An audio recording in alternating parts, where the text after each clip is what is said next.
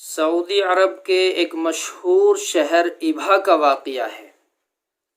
کل میں پوسٹ پڑھ رہا تھا واٹس ایپ پہ تو بہترین انداز میں یہ واقعہ پیش کیا گیا۔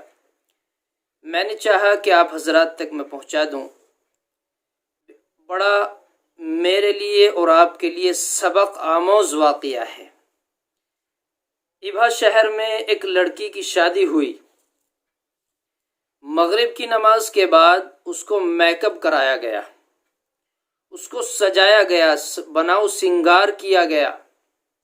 اسی اثنا میں اسی درمیان اس لڑکی نے عشاء کی اذان کی آواز سنی۔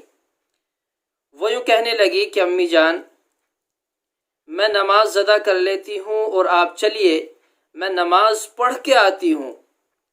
ماں نے کہا بیٹی نیچے مہمان انتظار کر رہے ہیں اور ابھی تیرا میک اپ کرایا گیا ہے، اگر تو نماز ادا کرے گی وضو بنانے کے بعد تو تیرا یہ سارا میک اپ دھل جائے گا۔ بیٹی یوں کہتی ہے کہ ماں کوئی حرج نہیں ہے۔ کہنے لگی تجھے معلوم ہے کتنا مہنگا یہ میک اپ کرایا گیا اور کتنی محنت سے تجھ کو سجایا گیا، اگر تو نے نماز ادا کی میک اپ دھل جائے گا، نیچے لوگ کیا کہیں گے؟ تجھے خوبصورت بنایا گیا ہے، بہترین انداز میں سجایا گیا ہے لوگوں کو دکھانے کے لیے۔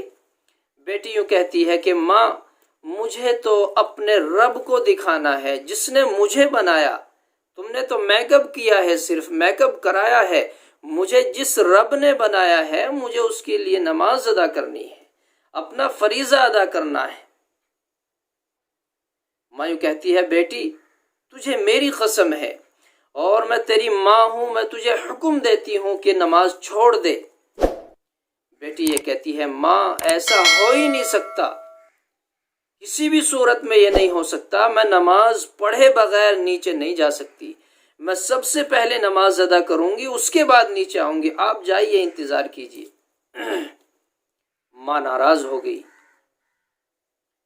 بیٹی نے وضو بنایا، وضو بنانے کے بعد نماز کی نیت باندھی، اللہ اکبر، رکوع کیا، سجدے میں گئی۔ اب جیسے ہی سجدے میں گئی تھی اللہ کو اور ہی کچھ منظور تھا۔